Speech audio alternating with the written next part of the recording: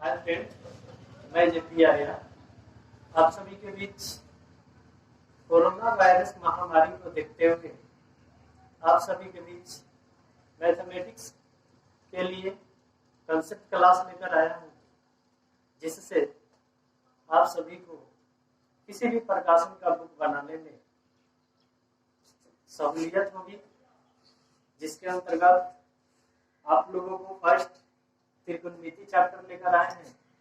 इसमें पहले कुछ बेसिक फार्मूला जानेंगे, जो इस प्रकार है। फार्मूला जानने से पहले 6 त्रिकोणमितीय अनुपात को याद करना होगा। Sine theta, cos theta, tan theta, cos theta, sec theta, cosec theta. दो करके भी याद कर सकते हैं। दो term sine theta, cos theta एक तरफ, फिर टेन थीटा, कोस थीटा एक तरफ, फिर सेक थीटा और कोसेक थीटा एक तरफ। सब जगह देखेंगे कि वही है, sign theta, cos theta, tan theta, सब जगह वही है। तीन को बेसिक फार्मूला हम लेकर आए हैं, जो इसके आधार पर बताएंगे। थोड़ा ध्यान से देखिएगा। फर्स्ट आपका यहाँ देखेंगे कि साइन थीटा जो है सबसे ऊपर और कोसेक थीटा सबसे लास्ट में, यानी कि यह इसके अपोजिट है। व्युत्क्रम जिसे कहा जाता है, अपोजिट यानी व्युत्क्रम। ये सेकेंड पर है तो ये सेकेंड लास्ट में है, यानी कॉस थीटा व्युत्क्रम है सेक थीटा की, और टेन थीटा व्युत्क्रम है कोस थीटा की। इस प्रकार अगर हम कोसेक थीटा को अगर हम व्युत्क्रम कर दे, पलट दें, तो 1/कोसेक थीटा हो जाता है, क्योंकि इसके बटन 1 छिपा रहता है। इसी प्रकार अगर इसको पलटे तो 1/सेक थीटा हो जाएगा। इसको पलटे, व्युत्क्रम का मतलब होता है उसको पलट देना। इस प्रकार मेरा फर्स्ट फार्मूला बनेगा sine theta equal to, sine theta किसके व्युत्क्रम है? कोसेक थीटा के, तो उसको लिख देंगे 1/कोसेक थीटा। इसी प्रकार अगर हम कोसेक थीटा रखते हैं, ये किसके व्युत्क्रम है? साइन थीटा के, तो उसको भी लिख देंगे 1/साइन थीटा। और हम जानते हैं कि कोई भी पद या अंक वो अपने व्युत्क्रम से गुना जब किया जाता है तो उसका मान 1 आता है। अगर x हो, x का व्युत्क्रम 1/x हो जाएगा।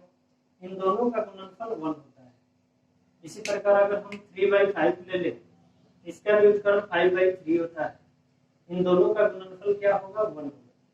कोई भी पद हो या अंक हो, उन दोनों का कोई भी पद या अंक हो, तो वो पद या अंक और उसके व्युत्क्रम का गुणनफल हमेशा 1 होती है।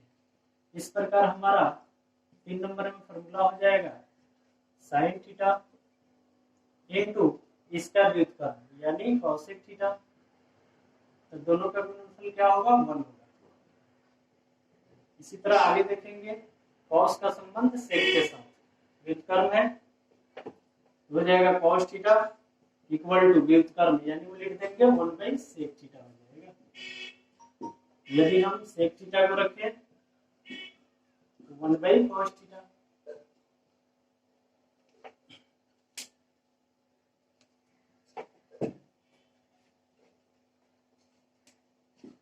सिक्स में देखेंगे कॉस थीटा और इसका व्युत्क्रम सेक थीटा, दोनों का गुणनफल क्या होगा? 1। 7 में इसी तरह देखेंगे टेन व्युत्क्रम है किसके? कॉट के। टेन थीटा इक्वल टू व्युत्क्रम लिख देंगे one by cot theta, cot theta equal to one by tan theta. और 9 में देखेंगे टेन थीटा और इसका व्युत्क्रम कोट थीटा, दोनों का गुणनफल क्या होगा? 1 होगा। इस प्रकार हमारा व्युत्क्रम के आधार पर 9 फॉर्मूला रेडी हो गया, और आगे चलते हुए बताएंगे इसके आधार पर फॉर्मूला कैसे होगा। मैं आशा करता हूं कि आप लोग को 9 फॉर्मूला समझ में आ गया होगा। आगे देखेंगे कि ये जो पास पास में है इसका संबंध एक साथ रखना है। साइन का संबंध कॉस के साथ, टेन का संबंध कॉट के साथ, और सेक का संबंध कोसेक के साथ। इस प्रकार उसमें फॉर्मूला बनेगा अगर हम साइन इंटू 90 डिग्री माइनस अगर थीटा रखें, sine into 90 degree minus theta रखे तो ये अपने पास वाला में बदलेगा, यानी कि पास वाला में जो यहाँ संबंध स्थापित किया है ऐसे, यानी यहाँ हो जाएगा cos थीटा। ध्यान रखना है, यहाँ अगर थीटा है तभी यहाँ थीटा होगा, अगर यहाँ 100 तो यहाँ भी 100 होगा, यहाँ अगर 30 हो तो यहाँ भी 30 होगा। इस पर ज्यादा ध्यान देना है। अगर ले ले cos into 90 degree minus theta, फिर उसके पास वाला का संबंध cos का संबंध साइन के साथ, ये cos साइन में बदल जाएगा, यहाँ थीटा है तो यहाँ भी थीटा हो जाएगा। इस प्रकार अगर हम ले लें, आगे बढ़ेंगे, tan का संबंध cot के साथ पास में, tan इंटू 90 डिग्री माइनस, यहाँ हम थीटा ना लेके x ले रहे हैं। अब देखते हैं क्या होता है।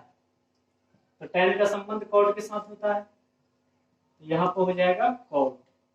ध्यान रखेंगे यहाँ थीटा नहीं होगा, क्या होगा x।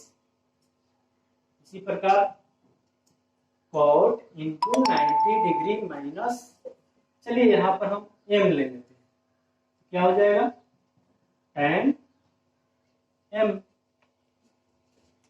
आगे देखेंगे, अगला संबंध देखते हैं सेक और कोसेक के साथ। सेक इंटू 90 डिग्री माइनस, चलिए यहाँ पर हम 30 ले लेते हैं, इक्वल टू क्या हो जाएगा cosec 30 degree, last cosec into 90 degree minus theta लेंगे, क्या हो जाएगा सेक थीटा। मैं आशा करता हूं कि आप लोगों को समझ में आ रहा होगा। इससे 9 फार्मूला रेडी हुआ और इससे 6 फार्मूला रेडी हुआ। इस पर हमारा कुल 15 फार्मूला तैयार हो गया। लास्ट देखेंगे इससे संबंधित, इसमें स्क्वायर फॉर्म में फार्मूला होता है, इसको देखेंगे स्क्वायर फॉर्म में। फर्स्ट दो जो है एक साथ संबंध है, लेकिन जो थर्ड वाला है उसका संबंध इस फोर्थ वाले के साथ है, सॉरी फिफ्थ वाले के साथ है। tan का संबंध sec के साथ है और cot का संबंध cosec के साथ है। cot का संबंध एक गैप करके है, tan का संबंध एक छोड़ करके sec के साथ है और cot का संबंध cosec के साथ है, और ये दोनों पास है। स्क्वायर फॉर्म में ध्यान देंगे अपने माइंड में, अपने सुविधा के लिए, ये जो पास में है इसको हम लोग ऐसे मान लेंगे कुछ, ताकि फॉर्मूला आसान हो सके। इन दोनों को पास में है तो इसको हम 50 पैसा मान लेते हैं, इसको भी 50 पैसा मान लेते हैं। सहूलियत के लिए ये 50 पैसा नहीं है, इसे मान लिया गया फॉर्मूला रेडी करने के लिए। ये पास में है तो 50 पैसा मानते हैं, लेकिन ये देखते हैं कि एक टर्म छोड़कर इसको हम नीचे वाले को बढ़ यानी 1.5 रुपया मानते हैं, मान ले रहे हैं अपने फॉर्मूला बनाने के लिए। ऐसा नहीं है कि 1.5 रुपया, ऐसा कुछ नहीं है। और इसको 50 पैसा मानेंगे। फिर उसी तरह यहाँ देख रहे हैं गैप है, नीचे है तो इसको भी 1.5 मानेंगे नीचे वाले को, लेकिन इसको हम 50 पैसा मानेंगे। ऐसे माइंड में एक मान बैठा लेंगे ताकि ये फॉर्मूला आसान हो सके। पास में हो तो 50 पैसा 50 पैसा, एक छोड़कर हो तो नीचे वाला 1.5 और ऊपर वाला 50 पैसा, और फिर यहाँ एक छोड़ के है तो नीचे 1.5 और ऊपर वाला 50 पैसा। इस प्रकार उसका फॉर्मूला रेडी होगा हमारा। साइन बोले थे कि स्क्वायर फॉर्म में फॉर्मूला बनाना है, तो square theta plus cos square theta, इसको बोले थे 50 पैसा मानेंगे, इसको भी 50 पैसा 50 पैसा 50 पैसा हो जाएगा 1 रुपया हो जाएगा। इस तरह आगे देखेंगे कि इसको 1.5 माने, इसको 50 पैसा माने, तो 1.5 में से अगर 50 पैसा घट जाए तो 1 हो जाएगा।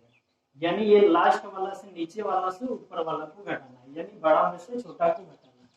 तो पहले रखेंगे सेक स्क्वायर थीटा माइनस, यानी 1.5 में से माइनस करना है 50 पैसा, माइनस tan स्क्वायर थीटा। ध्यान रखना है सब में स्क्वायर देना जरूरी है। 1.5 में से 50 पैसा कम हो गया तो हो गया 1। इसी तरह देखेंगे आगे कि फिर यहाँ इसको 1.5 माने, इसको 50 पैसा, माइंड में इसको बैठा लेना है इस प्रकार। तो हो जाएगा कॉसेक स्क्वायर थीटा 1.5 माइनस इसका संबंध किसके साथ, कॉट, कॉट स्क्वायर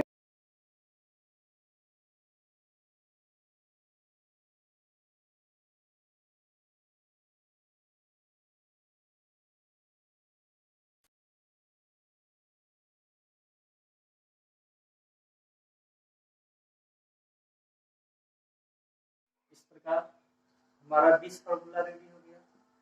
आगे और भी इसमें फॉर्मूला हो सकता है जो आप लोग तोड़ लीजिएगा।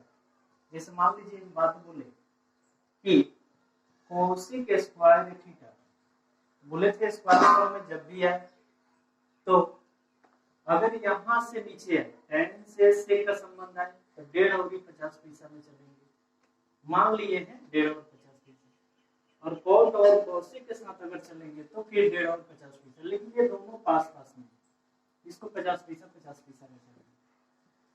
तो cosec स्क्वायर थीटा यानी 1.5 में से अगर -1 कर दें, -1 कर दें, -1, तो फिर बचेगा क्या, 50 पैसा।